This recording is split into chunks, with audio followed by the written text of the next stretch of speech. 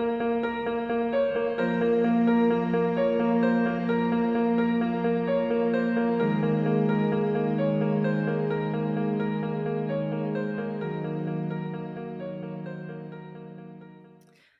everyone, and welcome back to another episode of What the Forensics. My name is Rebecca, and I'm joined here again today by the lovely Journey and Nicole. This week, Nicole is going to be telling us all about the case of Ray Krone, and Journey is going to be educating us on the science of forensic podiatry and how this played a role in this case. I also would like to note, just before we start, that there is a listener's discretion advised because we do have descriptions of stabbing during the case study. So, without further ado, Nicole, would you like to tell us about the case of Ray Krone? I would love to. I will preface this with saying it's not going to be a super long case study compared to some of the others we've had, but it is still quite a fascinating one. And so it does begin on December 29th, 1991, where 36-year-old Kim Ancona was found deceased on the floor of the men's bathroom in the bar she had worked at in Phoenix, Arizona. And so it was like a type of lounge bar. And so we'll find out that the Ray Krone, who becomes the main suspect, he used to play darts here a lot. So it was very much just a casual, I wouldn't say dive bar, but that kind of atmosphere. She was found naked, lying on her back, and stabbed to death in a pool of her own blood. And when investigators found her body, they had noticed that there were bite marks left on both her throat and her breast.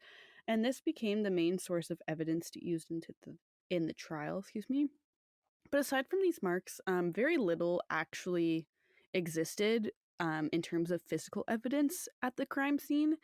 So this meant that there were no semen samples to gather from. There were no physical pieces of evidence that could be collected and tested, none of this.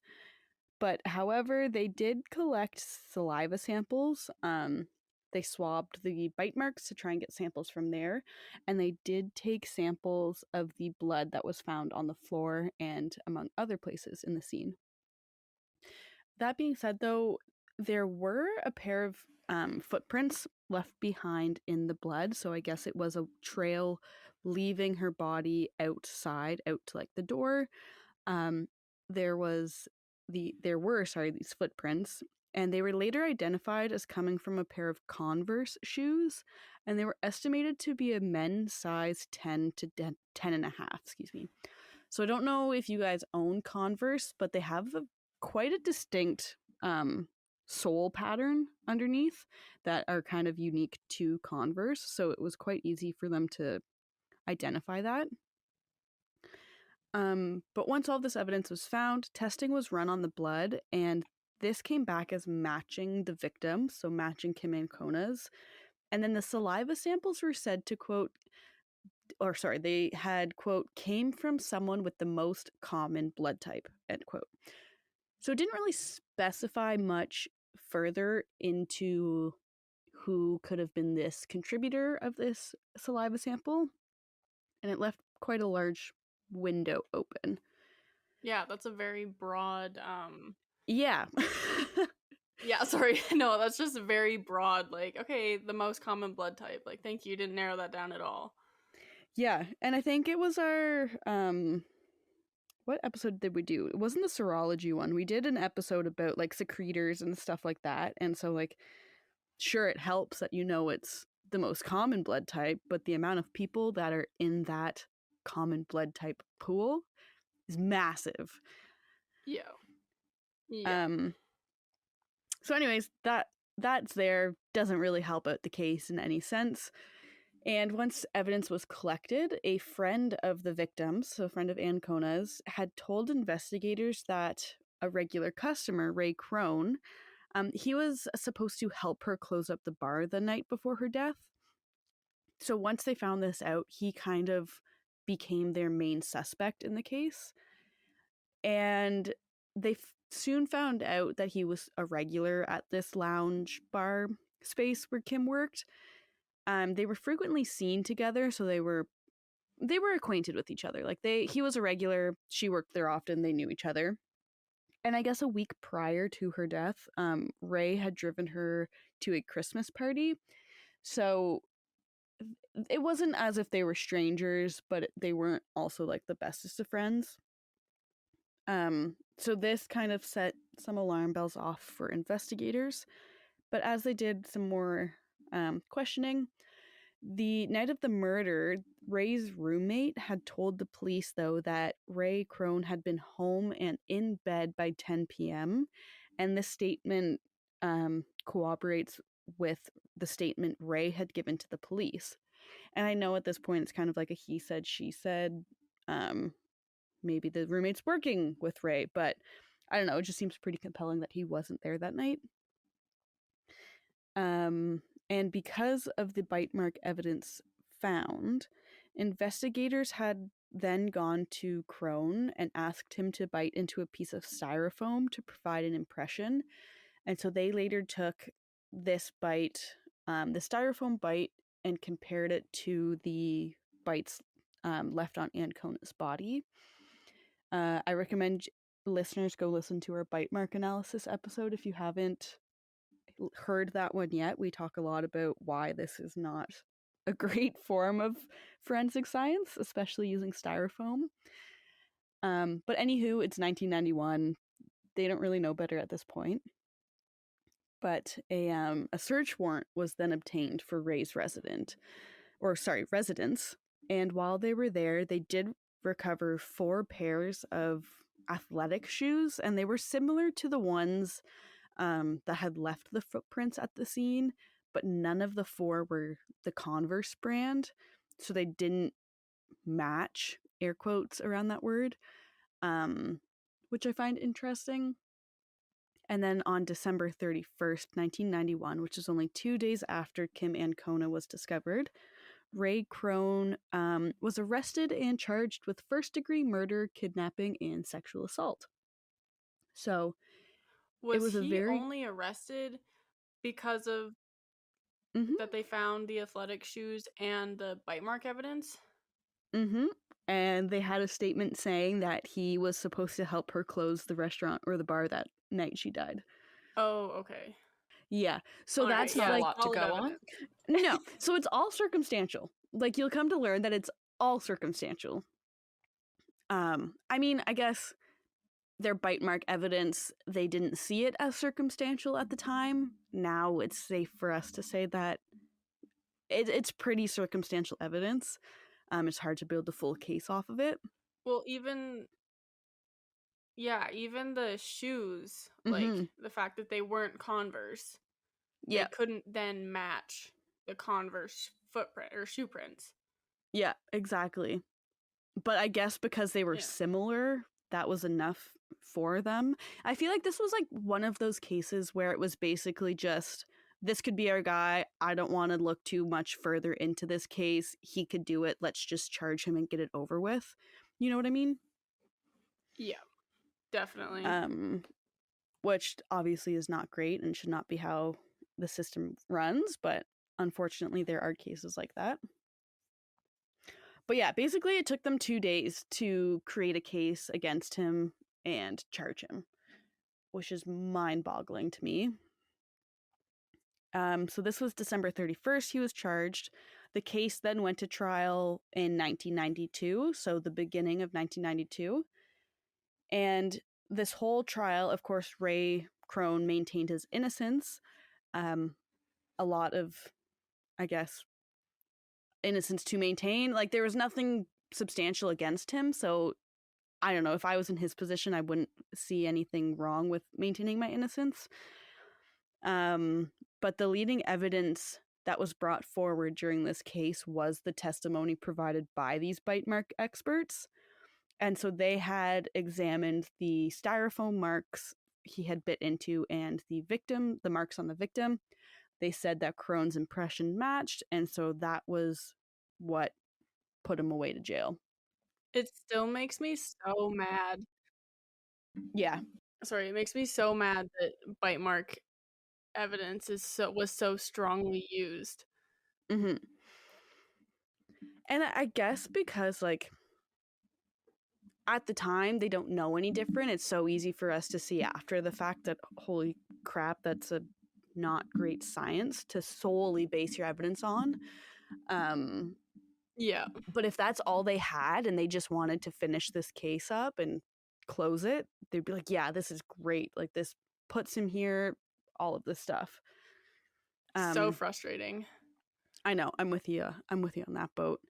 And even though they had this podiatry evidence about his, like, the sole of his foot and the converse kind of sole, none of the evidence and information had actually been submitted into trial. I don't know why. I didn't really find anything as, I guess they didn't see it as substantial enough to submit. But yeah, Krone was convicted largely on circumstantial evidence, and those testimonies provided by the bite mark analysis experts were what convicted him. And he ended up being convicted on the murder and kidnapping charges. So they ended up dropping the sexual assault charge. And I believe I don't know if this is the case, but because they didn't find any semen samples at the crime scene, I don't know if that was kind of the main contributor for dropping that charge. But it was just the first degree murder and kidnapping that he ended up being convicted for. And this conviction resulted in a sentence to death, in addition to a consecutive 21-year term of imprisonment. I am very frustrated by this because it's hard for me to understand how they can sentence someone to death when the evidence is very circumstantial. Like, there's no hard evidence proving it's him. So I find it quite interesting that they sentenced him to that. But he spent 4 years. Right? Yeah. He ended up spending 4 years on death row too. And by 1996, he appealed his conviction. And his conviction did end up being overturned due to legal technicalities. So I guess the prosecutors in the initial 92 trial didn't disclose exculpatory evidence regarding the bite mark analysis. And so exculpatory, basically, this just means they had evidence from bite mark, like other bite mark analysis experts, it's a tongue twister, basically saying that Ray Krone could not have been the source of that bite mark on the victim's body. And so I don't know if it just wasn't disclosed at all, this information, or if the prosecution brought it forward kind of at the very last second before his original trial, and it was kind of just too late to use the evidence. Like, I don't really know how the system works in that sense. I don't understand how they can get away with not disclosing that evidence. Yeah, that's where I'm kind of confused too, because if there's, like, especially not even the fact that you're not disclosing it, but who can you be as a person to know that there's evidence saying this guy didn't do it, to then proceed and go forward to convict him to death, like, and he gets a death sentence, you know? So yeah, how do you sleep at night knowing that?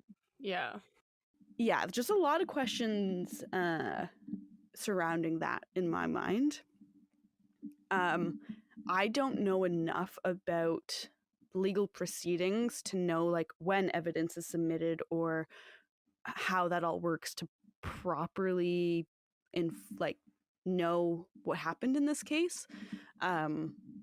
If any listeners know, please let us know, because I would like to know how this could have happened. But yeah, so I guess that information wasn't disclosed, but during his appeal, the court ended up not even ruling on the concealment of these results. And so the results did come from a forensic odontologist who said that his teeth were not consistent with the bite marks found on the body. But during the appeal, somehow the court just looked past that as well. Like, it was just a whole nother set of looking past it. But yeah, so they didn't do anything with that. That was kind of dropped. And then during the retrial, DNA evidence was introduced that indicated the blood present didn't belong to... Sorry, back up. So there was blood present that matched the victims at the start that I mentioned with the blood pooling around her body. They had also obtained other blood samples that they found to not match Ray Krone or even Kim Ancona, like the victim. And so even with this information and the exculpatory evidence that was like hidden, basically, he was still convicted on the basis of the bite mark evidence put forward. So rather than life sentence this time, though, he was sentenced to rather than a death sentence this time, he was sentenced to life imprisonment. And the shocking thing that gets even better is that the trial judge even went on to say, quote, "The court is left with a residual or lingering doubt about the clear identity of the killer," end quote. And after sentencing Ray to life in prison, he then went on to say, quote, "This is one of those cases that will haunt me for the rest of my life, wondering whether I have done the right thing," end quote. So my only question is, what happened to beyond a reasonable doubt? Like that whole concept in court, you know? Well, the fact that there was DNA evidence saying that he wasn't there, and that there was shoe evidence saying that he wasn't there, and bite mark evidence saying that he didn't bite the victim, and they still were like, no, he did it. But like, I'm gonna feel bad about saying that he did it, but he did it. But they're still gonna go through with it. Like, how do you even create a case at that point if nothing points to their suspect? Like, who, like, was it I just want to know, like, if it's a jury trial, how they had convinced the jury of this, or if it was just a bench trial, like, you know what I mean? There's so many questions surrounding it that just scream effed up justice system. But yeah, so again, he went to prison for a second time after this because they still found him guilty. His attorneys, though, didn't give up on trying to prove his innocence. But he ended up spending another 6 years in prison before finding some, not finding evidence, but like providing evidence of his innocence. So in 2002, this is when everything came to light. So John DiMaggio, I believe his name is, he's the founder and president of the American Society of Forensic Podiatry. He was actually called in by Krone's defense attorney. And so he was brought in to see if he could look at the print and see if it could exclude Krone as a suspect. And so a cast of his foot was taken, and I guess DiMaggio had sent in a report basically verifying that Ray Krone's foot size was about an 11 to an 11.5. Therefore, just size alone meant that his foot could not have fit the shoe print left at the crime scene. And then when you take that evidence into consideration with the sole of the foot that was left behind, the soles didn't match either. He didn't own a pair of Converse, so that still excludes him in that sense. So on top of this podiatry evidence, on April 4th, 2002, DNA tests were conducted on the saliva and blood samples collected from the crime scene back in 1991. And these results, I guess obviously they didn't have the DNA testing, like a good enough DNA testing at the time. So in 2002, they were able to redo some of these tests. But the results excluded Krone as the source. And not only did it exclude him as the source of DNA, it also connected a man named Kenneth Phillips to the crime. So the forensic... do you know how they were able to connect it to Kenneth Phillips? He had a prior, so he was already in the system. And so his DNA was already on file. So they were able to connect it to Kenneth Phillips, I guess due to his prior. At least that's what I assume. They didn't say it. That's my assumption. so the forensic podiatry evidence helped build their case, and it played a really supportive role in addition to that DNA evidence. And it was I would say mainly the DNA evidence because it is more scientifically accurate than podiatry, but in conjunction with each other, that evidence did exonerate Krone as the killer, and they ended up leading, like, wow, English is so hard. They ended up able to find the real killer after exonerating him. At the time of Kim Ancona's murder, Phillips, who was the actual perpetrator, he lived about half a kilometer away from the lounge. And at the time, too, he was on probation because he had broken into a neighbor's apartment and just began choking her out and threatening to kill her. And somehow he never made it onto the police radar for a possible suspect, which is a little baffling to me because if there's a man with a prior this close, why would you go after someone who had no previous criminal record? He was like, and the thing with Ray Krone too was he had no previous criminal record.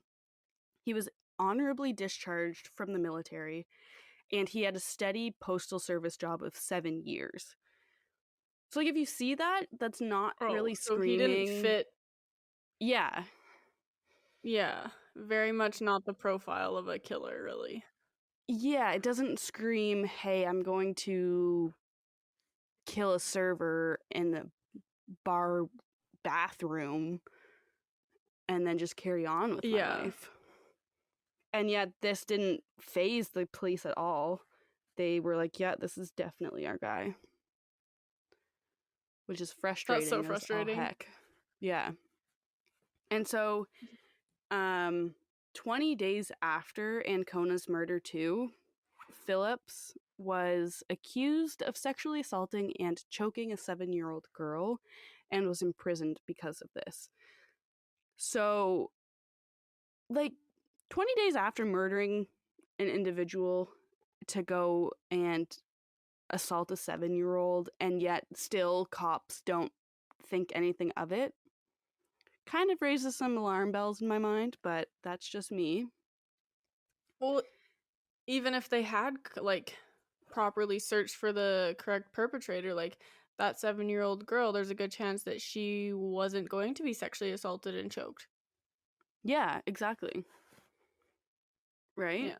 And so that is to say, though, I don't know when he sexually assaulted and choked the 7-year-old. I don't know if it was prior to the 20 days or if it took them 20 days to solve that case. That wouldn't surprise me either. Oh. You know what I mean? Like, he was... Okay. Like, that's when he was... Right. I guess, no, I thought the way you said it sounded like he had done that 20 days after. Yeah. So that's my interpretation of it. I don't know for sure, though, I will say. Yeah, but that's yes, fair. it was within that time frame that happened. And surprisingly, after obtaining those DNA results on, what was it, April 4th? 4 days later, Ray Krone was a free man. So on April 8th, 2002, he was released. Which baffles me. Baffles my favorite word this episode, it seems. But it shocks me because it took them 10 years to try and, like, back up their theory that Ray Krone did it. But in a matter of 4 days, he was shown to be innocent and released. And I don't know, that just doesn't sit, like, that just doesn't make sense in my mind. No, like, if it takes that long to prove they're guilty, but that short of a time to prove their innocence, like, I think they should have known which one was the right answer. Yeah, definitely. Yeah. No, I agree. And in addition to even this happening and him being free in 4 days, the county attorney who, like, had sent him to jail kind of the first time, he still defended his decision against Ray, saying that there was, quote, strong circumstantial evidence, end quote, of his guilt. So I think he's just not good at his job, because if it's strong circumstantial, it's circumstantial. Like, there's nothing to it. It's just word of mouth. Well, that feels like an oxymoron, like strong circumstantial. Yeah. Like, those words don't go together. Yeah. No, I agree. And so he was free by April 8th, free man by then, and then April 24th, all charges against him were dropped and his name was cleared. Again, I find that shocking how fast that happens in comparison to everything else in this case. I find, okay, so when you look at kind of the big thing, it took them 4 days to arrest him from the start of the crime, finding the body, arresting him in 4 days, 10 years in prison, 4 days to say, oh, he's innocent, he's free. Yeah. I don't know. I don't know. That just seems wild in my mind, but... Well, it seems crazy that even, like, after their appeal, that it took so long, and they're like, no, that's not enough evidence. And so then they appeal it again, and they're like, oh, okay, wait, actually, that is enough evidence. You're free to go. Yeah. No, 100%. But this same attorney that worked for the prosecution, when he learned of the conclusive evidence of Ray's innocence, he then went on to say, quote, we will try to do better, end quote. And in interviews, he also neglected to mention the initial concealment of the odontology evidence, so the one that basically casted doubt on Ray Krone's guilt. This kind of indicates, not 100%, I can't for sure say, but it basically indicates that this prosecutor may have known that they were prosecuting an innocent man, which I don't know how he can do that, like, morally as a human, but whatever, I guess that's his job if he takes it to heart that seriously.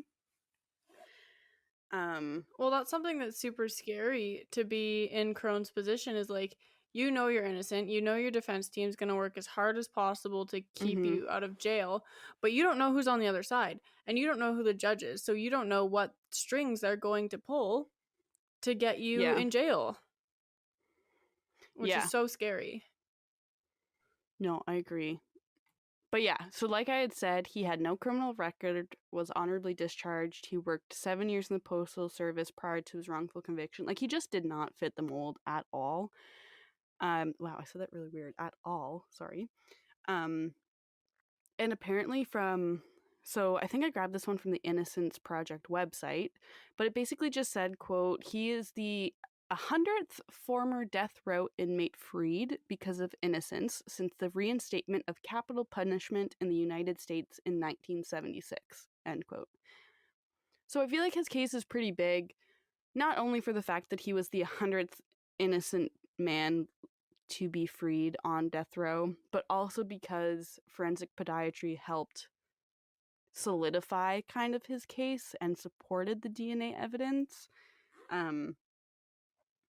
I just feel like there was a lot that went wrong as well in this case. And I will say, thankfully it's 10 years and not 20. I know obviously 10 years, it's still horrific. There's always a comparison to be made, like, oh, well, at least he didn't end up dying. But no, he got out free 10 years later, thankfully. But since being out, he did kind of make it his mission in life to improve or try to improve the criminal justice system. He saw it as a failure to him, and he doesn't want that system to fail other people. So he does spend a lot of his time doing so. And so he lives with his partner in Tennessee, from the last that I heard or read on these sources. And he also founded Witness to Innocence, it's called, with Sister Helen Prejean, I believe, in 2003. What kind of foundation is that? It's a similar to Innocence Project, I would say. I don't think Okay. it's on as grand of a scale, but it's a nonprofit Yeah. organization, and their main thing is to try to get rid of the death penalty in the States. So I Okay. guess they're using a lot of cases similar to Ray Krone's, and the fact that there are many innocent people on death row to try and reduce or get rid of completely the capital punishment or death penalty, whatever. That's really cool. Yeah. So they've been on that for a little while, and I mean, it's been since 2003. That seems like yesterday, but obviously it's almost 2 decades now. Well, I mean, my sister, who's born in 2004, just turned 18, and I feel so old. Ugh. Yeah, that feels weird to me. Time is such a strange concept. This is so it feels irrelevant. weird to me too. It's so irrelevant, Yeah. but time is just a social construct. It just doesn't make sense. But yes, that is Ray Krone. It was odd because forensic podiatry was obviously important in this case, and I was able to find actually a scholarly article on it too that I've cited. I'm sure you probably have used it too in yours research journey, but they ended up citing his case, but every other source that existed just failed to mention it, which I don't understand. Like, I get DNA is like the hard proof exonerating evidence, but I feel like you still need that supporting evidence to help a case like that, you know? Definitely. And like, I'll even get into this, but I feel like even forensic podiatry isn't as solid of evidence as we would hope. Yeah. Where, like, Oh, fingerprint absolutely. evidence, there has been some holes being poked in it because it is just impression evidence. Yeah. Yeah, like there's so many variables that can mess up evidence like this. Like, it's not as reliable as we've always believed throughout, like, you know, the decades they've been using it. All right. But yes, that is all I have for Ray Krone. Perfect. Well, Nicole, thank you so much for telling us about that. I know when you had brought up his case when we were having a meeting to talk about kind of what cases we were going to do next, I had never heard of it. But I'm always super excited to learn about another wrongful conviction case. Every time we talk about them, it doesn't get easier. You know, like, these innocent people have had their lives stolen from them, but eventually some sort of justice was served, but it'll never... We really need to fix the system so that this doesn't happen. But I've really enjoyed learning about it, Nicole. Thank you. So, Journey, would you like to follow this up with a discussion on forensic podiatry? Definitely. So I got pretty lucky because turns out I had done a forensic podiatry report or something in school. So that was really nice. But basically, podiatry is the branch of medicine that is devoted to the diagnosis and surgical treatment of disorders of the foot, ankle, and lower extremity. So podiatry just means feet. If it helps, you can think of the crazy Canadian scientist on bones. Forensic podiatry is the application of I don't know how to pronounce this word. Podiatric knowledge and experience in forensic investigations in order to show the association of an individual with a crime scene, or to answer any other legal question concerned with the foot or footwear that requires knowledge of the functioning foot. And so forensic podiatry is used whenever there is foot-related evidence recovered from a crime scene. And so in some cases, the feet are still in the footwear, which may have protected the foot from trauma, which is really handy. And then forensic podiatrists can identify dead bodies through treatment records, detecting foot and leg pathologies from the foot and shoe prints, and linking shoe wear to particular features of the gait and feet. And so this science is important because every foot is unique in itself because of the individual structure of each part of the foot from the toes to the heel. So again, kind of like fingerprint evidence, you have your individual fingerprint ridges and each hand is kind of individual. So forensic podiatry can be traced back to 1862 when a woman's footprint placed her at the scene of a murder, and then she was convicted. I couldn't find any more information on that case, but it sounds kind of interesting. And then the 1970s were kind of when forensic podiatry was introduced to investigations with the help of Dr. Norman Gunn. And so Dr. Norman Gunn was a Canadian podiatrist who pioneered a lot of advancements in forensic podiatry, and he was actually the first person to develop a method for footprint analysis. And this kind of leads us more into what a forensic podiatrist does. And so there are 4 main areas of practice, which include identification, bare footprint analysis, forensic gait analysis, and footwear analysis and identification. So a lot of the information that a forensic podiatrist deals with is just with like the actual footprint and less so with the shoe print.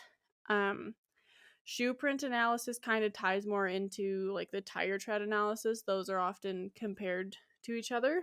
But I'm going to talk a little bit about all of them just so you guys get a nice, well-rounded scope of information. And so for identification, each foot is unique, and left and right feet show variations that can be discerned by the naked eye, apparently. And they can estimate stature, sex, age, I said sex already, ancestry, and body weight. So you might be able to guess, but the techniques they use to estimate these are very questionable. So I'm not going to talk about them too much. But the kind of premise is that there's a lot of variation in people's feet, so that's how we can identify them. But again, it hasn't been tested or proven.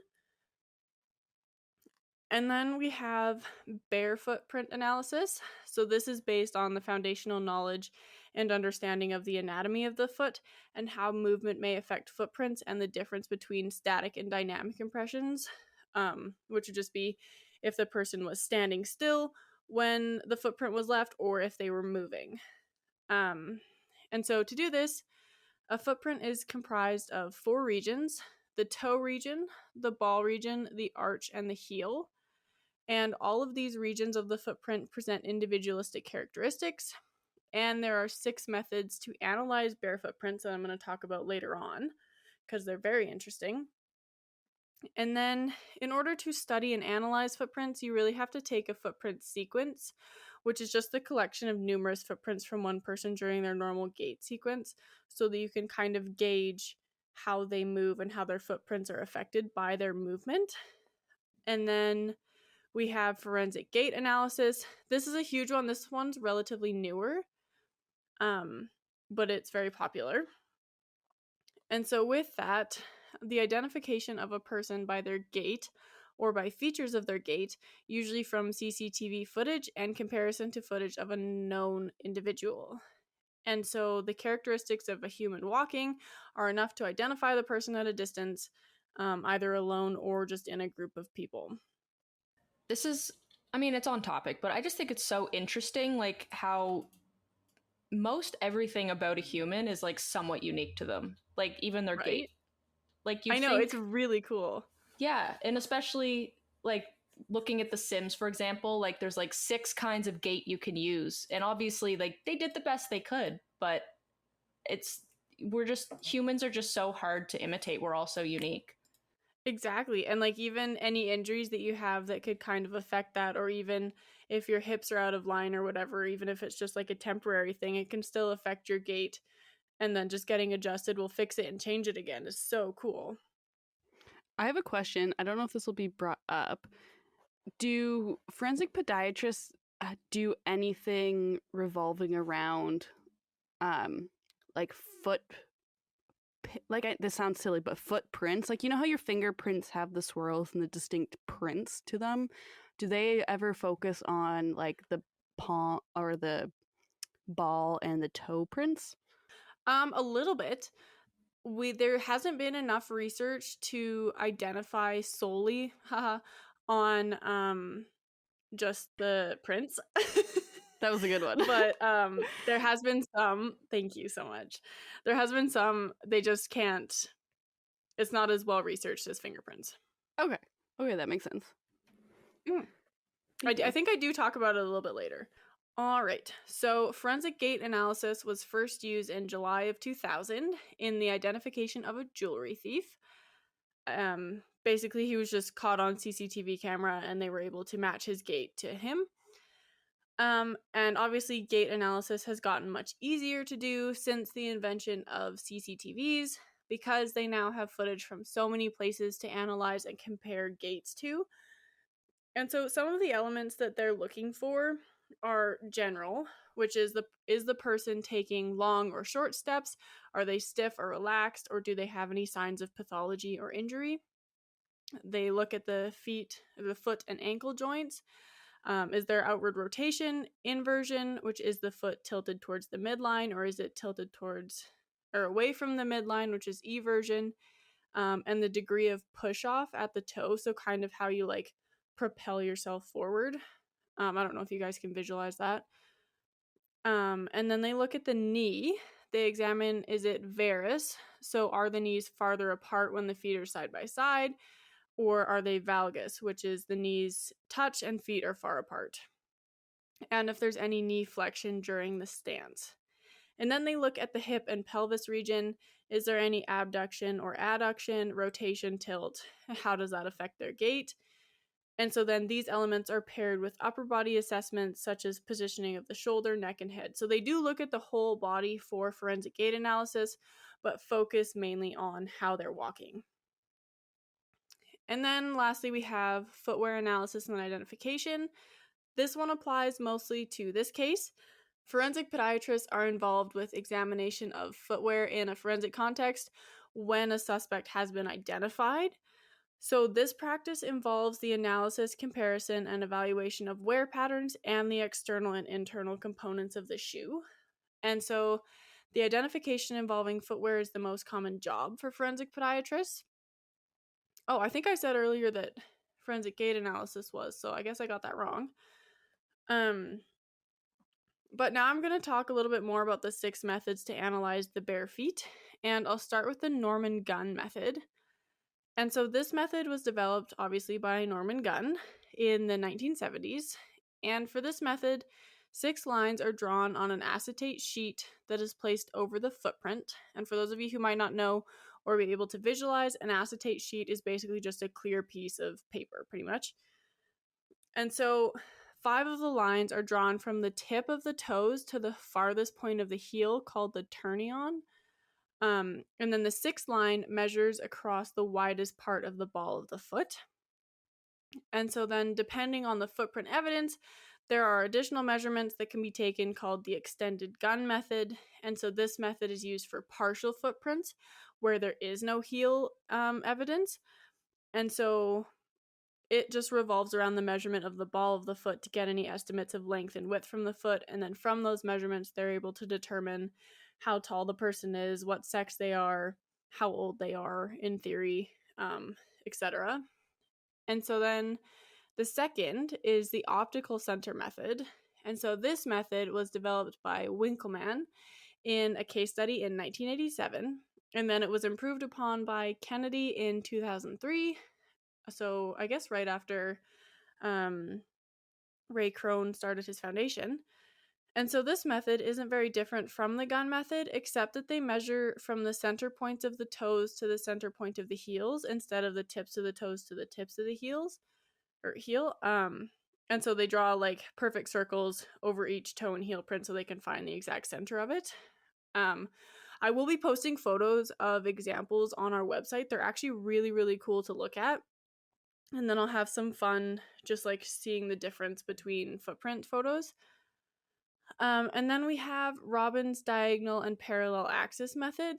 And so this method was developed by Louise Robbins in 1978 to evaluate footprints by using parallel and diagonal lines to determine lengths at different parts of the footprint. And so in the parallel axis method, there's a grid position so that the center of it, so the center of the grid, the turnion landmark of the heel, and the lateral most part of the big toe are aligned in a straight line. And then a baseline is drawn perpendicular to the designated longitudinal axis, and the respective toe lengths are measured from the baseline to the tips of the toe prints. So basically, you're putting the foot on a grid paper and you're just making X and Y axis to take measurements from. And the longitudinal axis starts at the turnion landmark of the heel, which is the farthest back point in the center, and then each toe line is drawn straight from the x-axis or baseline up the y. And then the diagonal is pretty much the same, but the toe lines are drawn out from the turnion point instead of parallel to the point, so they're drawn in a diagonal line. The overlay method was developed by Schmericke and Lovejoy in 1985, and it involves tracing a known footprint onto a clear acetate sheet and then placing this tracing over the unknown footprint impressions. I personally think that this method is kind of dumb, because just think of drawing, like, tracing your hand and then putting that handprint over a hand. Like, that's so, like, nondescript, kind of. There's really nothing special to it. Yeah, there's no science evidence behind that. It's just, this looks like it could fit. It does, Exactly. so it matches. Yeah, right? Like, that's ridiculous. And so this method is used, or is favored, in the United Kingdom, so that's concerning. But apparently in 2005, John DiMaggio, he introduced some descriptive terms to the science that apparently help it represent the morphological features of the foot, but I don't know what those are. And then we have Rossi's podiatric system. And so this procedure was invented by Rossi in 1992, and I don't mean David Rossi from Criminal Minds. This is a separate Rossi. And the focus of this procedure was to obtain the rearmost side of the heel while measuring the whole footprint to maintain reliability. So it involves drawing two lines referred to as tangents on the medial and lateral, so inside and outside edges of the foot, or the footprint. The tangents then intersect at a point where they are traced backwards and provide a reference point for other linear measurements. Again, I'll have photos. This will make a lot more sense when you're looking at the photos, and I'll maybe post them when we do our Instagram post, just so that you can have them more easily accessible. We then have the Reel method. So this method was developed by Sarah Reel in 2012, and it's a fairly recent method, and it's thought to be the most valid and reliable form of footprint analysis, because it involves technology. So the footprints are scanned so that they can be digitized and then measurements can be taken. And a central axis is drawn down the middle of the foot with inner and outer tangent lines. A grid is then superimposed on the print using the software, and the central axis of the foot is aligned with the vertical axis of the grid. And then once a print is aligned, a horizontal line is marked at the posterior point of the foot, so the back, and then its intersection with the central axis acts as a reference point for other measurements. So, to my understanding, she just combined all of the other methods and just made it into one, and then invented a software that could just do it for you. And so this method involves taking the length, breadth, and angular measurements of the scanned footprints. And so it takes more measurements, which give us more individual information, and is mostly computerized, which can mitigate human error, which is what you want in an impression evidence science. And so, since we've been taught to think very critically about forensic science, I'm going to cover the validity and reliability of forensic podiatry, since it is an impression evidence. And so with impression evidence, you can't guarantee the quality of the sample you get at a crime scene. And so if you incorrectly collect the impression at the scene, then you often ruin that impression and lose that evidence, or wreck it in some way and still lose that evidence. So identifications of impression evidence is largely subjective and is based on the experience of the examiner and how many characteristics they use to base the identification on. And so there are no studies that associate the number of matching characteristics with the probability that the impression was made by a common source. And often each laboratory will have their own number of characteristics used, like with fingerprint evidence. And I think bite mark evidence, where one lab will only need 7 points of similarity, whereas another lab will use 21. So there's just no way to make sure that they are using the same number.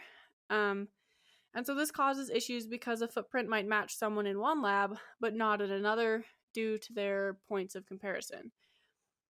And so experts in impression evidence often argue that they accumulate a sense of these probabilities through experience, which may be true.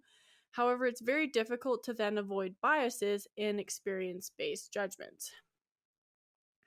And so then the main scientific basis for impression evidence is that mass-produced items pick up features of wear that individualize them over time.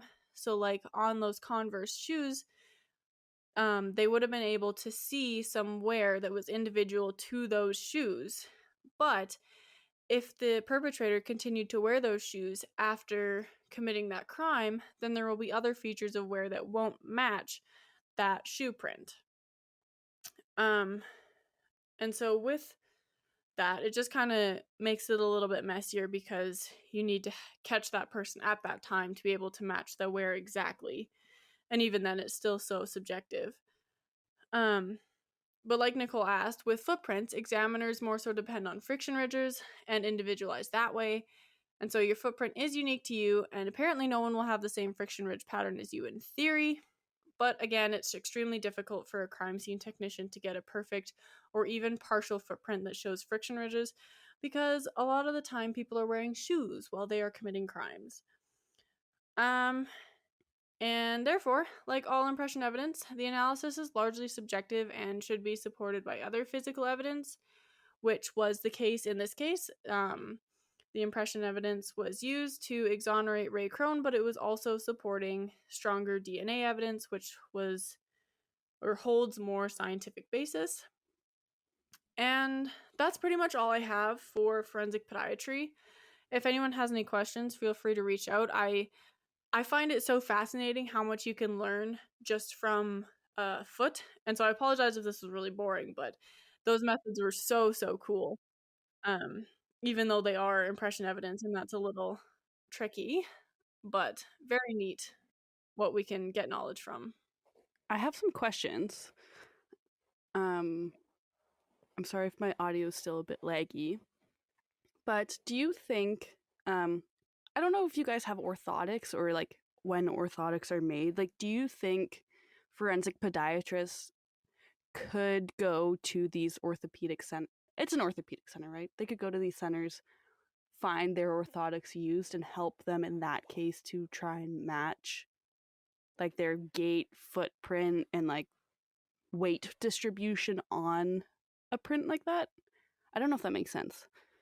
Probably, but I feel like with the orthotics, they would still have some wear with them that would also be individual, so they might not be like you'd have to have the actual orthotic. Yeah, sorry. I mean like going into, because they need to take that print basically to see what your gait's like to form the orthotic to your foot. So they'd have on file, I would think, I don't know, I don't work with orthotics, but they would have that footprint on file and the weight distribution on all of the things around that. Like, I don't know what I'm trying to say. I guess like, could there be a database? Be really cool. I really hope that they do that. No, I understand. Yeah. Yeah, I understand what you're trying to say, but that would be really cool and a really good tool for forensic podiatrists to kind of utilize. Mm-hmm. But it kind of crosses the same ethical boundaries as the forensic genealogy, where you're going there to get orthotics fit. You're not expecting to be used in a criminal case, I guess. And that would be kind of weird to disclose that. You're like, I just need orthotics. And they're like, okay, but if you kill someone, we have to hand this over. Yeah. I feel like that needs to be the disclaimer on everything now, though. Like, no matter what you do. Yeah, 100%. Well, because even the CCTVs, like, okay, if you commit a crime, we're going to look at that and analyze it. Like, you're kind of consenting to being on TV. Yeah. What a wild world we live in. My other question, very crazy. Like unrelated, but kind of related, because you had said, for the most part, people obviously are wearing shoes when committing crimes.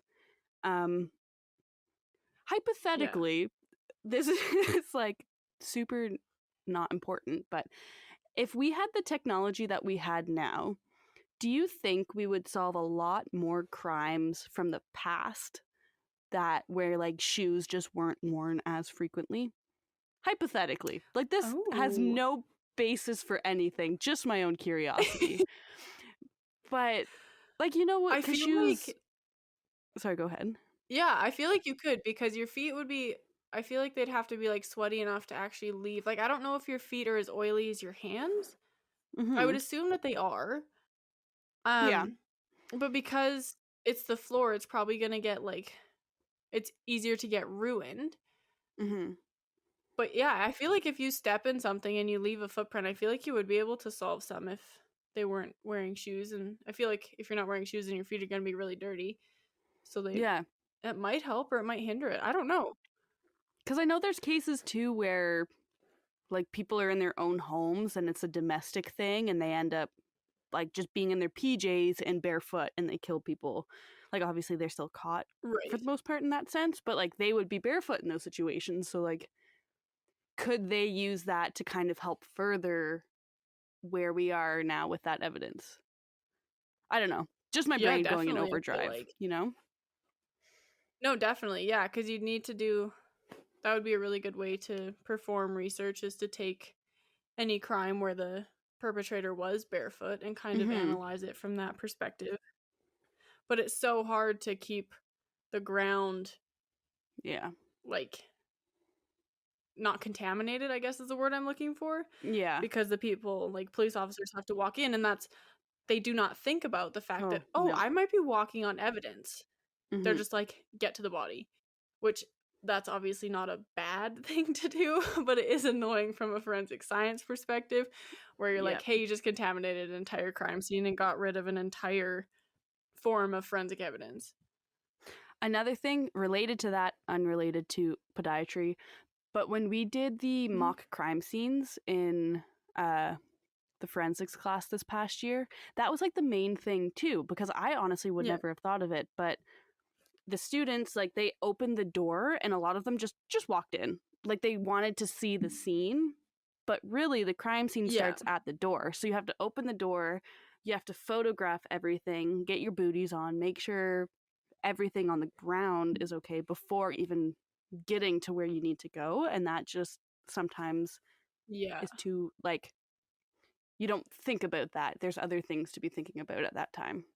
Exactly. Well, even I wouldn't have even thought of that until I went to the Forensic Science Center in Calgary, and the guy there had talked to me about a case and how there were so many police officers in and out and firemen in and out, and they were just kicking around evidence and walking all over any potential footprints. He's an impression evidence expert, I guess. He specializes in tire tread evidence. And so he was like really shocked that there were so many people that did that. And I was like, that wouldn't have even crossed my mind until now. But yeah, I'm gonna put those footprint photos on our website because they're really, really neat. There's a couple where like even just the shape of your toes and the way they're aligned like show so many cool things. And like extra toes obviously are very informative. But do you want to know too useless information that my brain stores that I've just recently learned about that? So our toes, the way again, online information, it could be totally wrong, but I love to believe what I see online. But our shoes nowadays, the toes are so narrow and our feet aren't meant to be confined like that in a lot of the shoes that we wear. So our foot shape has changed to accommodate to that. You know what I mean? So like even our shoe, like our footprint and shoe print now would be different than say 100, 150 years ago because of the changes in shoe style. Because your big toe is supposed to be... And definitely, like, especially with those super pointy high heels. Like your toes aren't meant to crumple in on each other. They're meant to be dramatically spread out to give you that balance and space, right?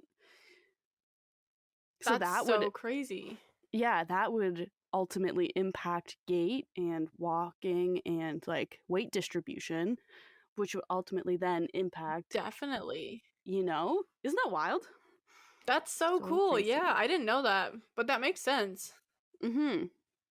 Again, I don't know the validity behind it. Well, even like the daughter of a chiropractor, like, we'll be walking around and dad will be watching someone walk and he's like, oh, like their one hip is stuck, like they need to get that adjusted because it's affecting this and this or whatever. And it's crazy, like they could be having problems with ankle mobility, but it's because their lumbar vertebrae are out of whack and it's affecting their entire leg. That's so crazy to me. So cool. Right? It's so neat. I feel like that would be one of the main things so that's all I have. Yeah, that hinders podiatry would be all of the other variables that can affect it, you know? But that's not to say like every other and science how easy it isn't would be affected. to fix that. Yeah, exactly. Yeah. No, it's very, very cool. Because, I don't know. It was just really interesting. So if anyone wants more information, I have a bunch of sources and a whole bunch of fun things to look at. So it was really neat. Well, thank you. Yeah, that was really interesting. We didn't learn a lot about podiatry when we were going through like our certificate program. So learning about all this, and I mean, I know you mentioned you had a project on that, which is super helpful, but yeah, I learned a lot today. Thank you, both of you, for teaching me about these two subjects that I didn't know much about. You're welcome. So if you guys want to tune in next time, we are going to be talking about the case of Alexander Litvinenko and radiation poisoning, which I am personally very excited about because his case was kind of I forget the word I'm trying to use, but his case was kind of like groundbreaking in the sense that it was the first documented, confirmed case of a certain type of radiation poisoning. So yeah, excited to get into that. Just before we head off, I have a pretty light podiatry joke for you guys. Awesome. Very nice. I'm excited. All right. So why do the two podiatrists hate each other? Why? They were arch enemies. Ooh. I like it. Oh, that's a good one. I mean, you guys know, that podiatrists can never win because they've already seen defeat. Oh, a double whammy. Oh, what did we deserve to get a double whammy today? That's amazing. So, Journey, where can people find us on social media? So people can find us on Instagram, YouTube, and Facebook at What the Forensics. Our Twitter is WTForensicsPC. Our website is whattheforensics.ca, and our email is whattheforensics@gmail.com. And please feel free to reach out if you have any questions, comments, concerns, reviews, anything. We'd love to hear from you guys. Thank you very much. So with all that being said and another couple topics learned today, this has been another episode of What the Forensics. We really hope you enjoyed it and learned something new today, and we'll see you next time. Bye! Just a reminder to everyone that we are not professionals in the forensic science field. We are just interested in forensics and want to share what we are learning with our listeners. We're trying to give you the most accurate information, but we are human and can make mistakes. Thank you so much for listening, and we hope to see you next week.